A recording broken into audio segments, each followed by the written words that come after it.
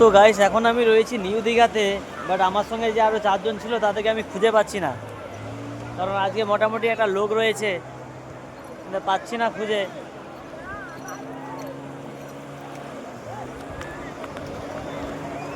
কোথায় গেল?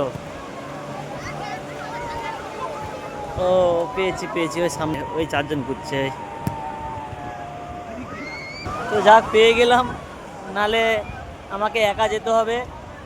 আর আমার কাছে গাড়ির চাবি একটাই, মোবাইল, আর সব মোবাইল গাড়ির মধ্যেই আছে। জলটা খুব ঠান্ডা, যার কারণে কেউ নামতে পারছি না। গাইস আমি ছিলাম হচ্ছে, কোথায় এটা জানো, ঢেউসাগরের পিছনে নিউ দীঘাতে।